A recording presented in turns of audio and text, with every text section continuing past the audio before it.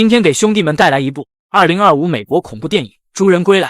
友情提示：影片过于血腥，番茄汁四射，千万别在吃饭的时候观看。一辆警车在路边突然停了下来，原来是司机尿急想去嘘嘘。司机嘘嘘的时候必须要听着音乐，不然就会尿不出来。警车里运送了一名极度凶残的杀手，车内的男警八卦起了杀手的故事，而且越说越激动。这个蒙面杀手不仅杀了监狱里一半的犯人，就连狱警也杀了不少，甚至还杀了他好朋友的母亲。越说越气愤的男警便掏出了一把匕首。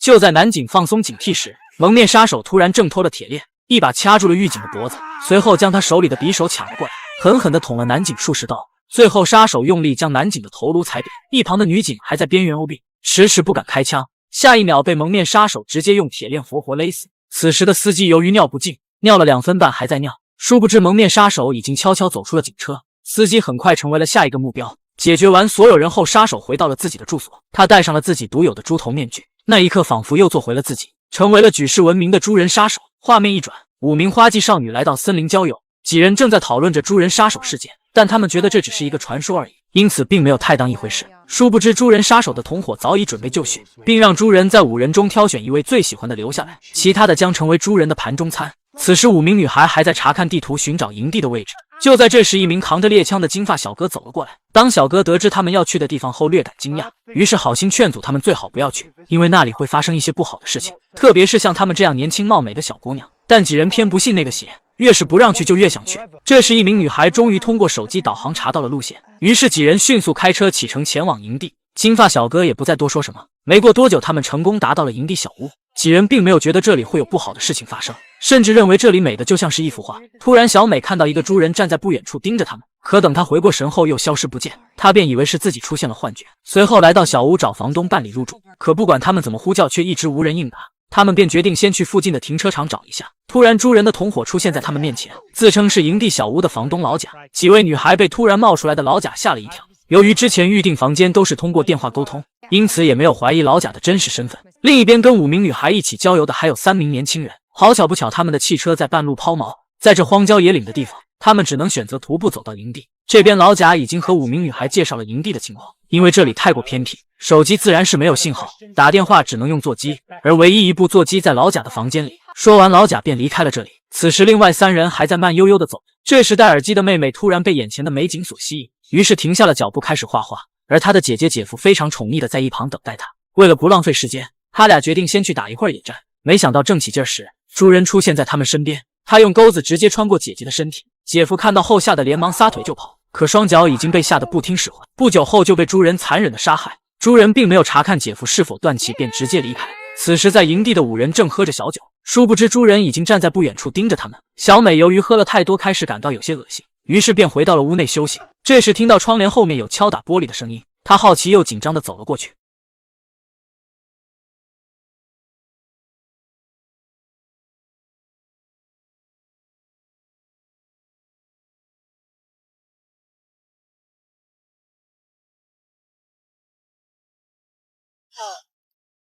原来是还没有死透的姐夫，他们立即通知了老贾，并第一时间报了警。但老贾表示姐夫或许是被森林中的野兽袭击，因为在森林中经常会有熊出没，但女孩怀疑是传说中的猪人袭击了他。警察觉得猪人这个说法有点离谱，他更愿意相信是被野兽袭击，随后便结束了调查。警察表示他会带阿杰去医院接受治疗。另一边的森林中，终于画好画的耳机妹妹发现姐姐姐夫不见了踪影，于是开始四处寻找他们，在不远处的地上发现了姐姐的尸体，她吓得惊慌失措，连连后退。就在这时，猪人朝着妹妹猪叫了一声，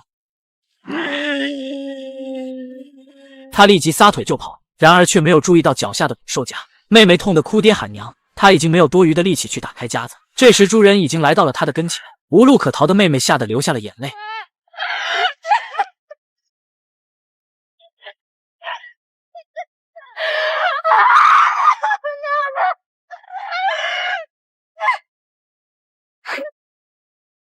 与此同时，营地的5位女孩还在悠哉地喝酒打牌。金发妹和小美在聊天中突然发生了口角，闹得有些不愉快，有些气不过的2人便扭打成了一团。其他3人见情况不妙，立即上前阻止。心情不美丽的小美独自来到了河边发呆。这时金发小哥再次出现，他劝说小美尽快离开营地，否则会引来杀生之祸。而环姐误以为小美遇到了危险，于是上前赶走了金发小哥。小哥见他们油盐不进，便不再多管闲事，另一边，豹纹女孩在森林中发现了耳机妹妹的画册，猜测她一定就在附近，于是开始四处寻找。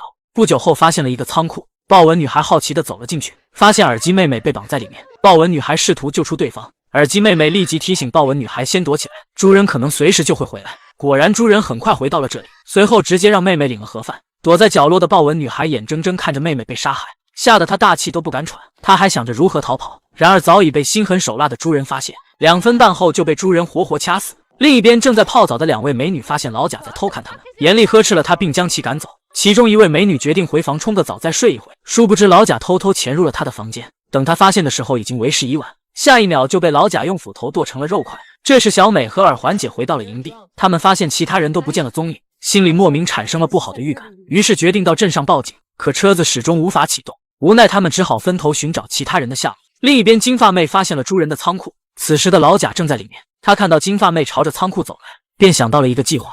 他装成身受重伤的样子，让金发妹卸下防备。下一秒，猪人便出现在了金发妹的身后，一把抓住了她的头发，拉到了一边，随后一锤子将她打晕过去。不知过了多久，金发妹醒了过来，看到了早已被害的豹纹女孩和耳机妹妹，吓得她不知所措。这时，猪人再一次对金发妹发起攻击。另一边的小美和耳环姐还在苦苦寻找着其他人。小美的内心总觉得发生了不好的事。就在这时，猪人带着金发妹的尸体走了过来，两人见状，用最快的速度逃出了营地小屋。猪人一直在后面紧追不舍，紧张的气氛让两人内心十分恐惧。接着，两人便分头躲避了起来。小美来到了卫生间，用手捂着嘴，不敢发出声音。可下一秒就被猪人用钩子勾住了脖子，无法动弹。好在耳环姐及时出现，小美这才逃过一劫。可刚跑了没2步，迎面遇到了金发小哥，他手拿猎枪，大声喊了一句：“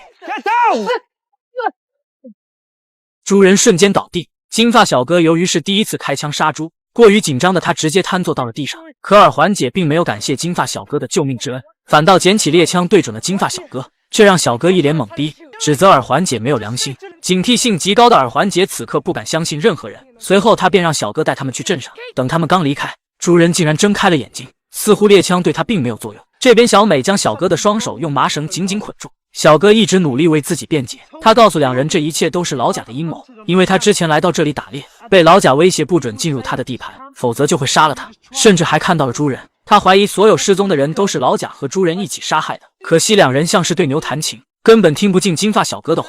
老贾这时走了过来，他把一切责任都推到了金发小哥身上，表示所有人都是小哥杀的，让小美和耳环姐一定要为同伴报仇。老贾还表示小哥在森林里养了一只嗜血的猪人，耳环姐也不知道哪根筋搭错，竟然相信了老贾的胡话。他让小美将猎枪交给老贾，小美也半信半疑的准备将猎枪交给他。就在这时，猪人朝着他们走了过来，两位女生看到猪人后瞬间无法淡定，只见猪人拉走了金发小哥，老贾则趁机抢夺了小美手中的猎枪。耳环姐为了保护小美不慎被老贾射了大腿，一旁的猪人正在用力撞击金发小哥的额头，鲜血四溅，显然已经领了盒饭。小美趁其不备扶起耳环姐逃走，老贾还想开枪，发现已经没了子弹，便命令猪人继续去追捕两位女孩。可耳环姐由于大腿中了一枪，实在没有力气逃跑，她让小美不用管她。在耳环姐的劝说下，小美于心不忍的选择了离开。等猪人赶到的时候，只剩下了耳环姐。此刻的她已经不再恐惧，她只想为小美多争取一些逃跑的时间。这次猪人并没有对她下狠手，而是将她拖到了仓库绑了起来。然而小美其实并没有离开，而是偷偷跟着猪人来到了仓库。等猪人离开仓库后，小美赶紧跑过去解救耳环姐，可深知无法逃脱的耳环姐让小美不要再管她。两人做了告别后，小美再一次选择离开。没过多久，猪人再次回到了仓库，拿出一把匕首将耳环姐的脸割了下来。另一边拼了命逃跑的小美看到了一辆警车，此时的她如同看到了救命稻草一般，无比激动。她挥舞着手叫着警察叔叔，可没想到警察竟也是猪人的同伙。他将小美的双手铐了起来，打晕了过去。等他醒来时，才意识到三人是一伙，而且他们是亲兄弟。猪人在几位女孩中选择了小美，因此决定留下她做自己的伴侣，希望与她生下更多的小猪仔，以此建立一个全新的种族。原来猪人之前因为犯罪被抓进了监狱，但被某个科学家抓去当了小白鼠。科学家在他的体内注射了一种病毒，导致他的身体发生了变异。更意外的是，老贾发现猪人有着不死之躯，无论是中枪还是被砍都不会死。于是他们就想利用猪人的基因传宗接代，建立一支属于他们的军队，这样就可以统治这个世界。小美得知真相后瞬间崩溃，心想还不如让她和其他姐妹一样死了算了。随后老贾表示让猪人和他一起出去准备仪式，房间内只留下了警察和小美。等两人出去以后，警察对小美产生了非分之想，而小美则顺水推舟，她假装很配合的样子让警察信以为真。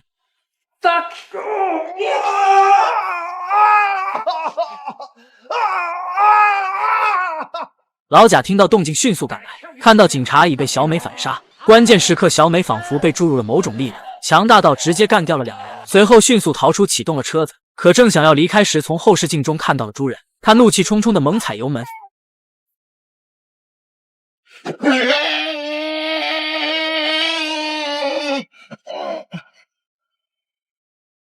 可这些伤害对猪人来说丝毫没有作用。此时的小美正开着汽车逃亡，然而天有不测风云，车子不慎撞到了一只野兽，导致车子直接来了一个四脚朝天。小美艰难地爬出车外，拔出插在喉咙中的玻璃。小美忍着剧痛继续前行，可这时猪人已经找到了她，他快速地朝着小美走过来。小美赶紧找了一个地方躲了起来。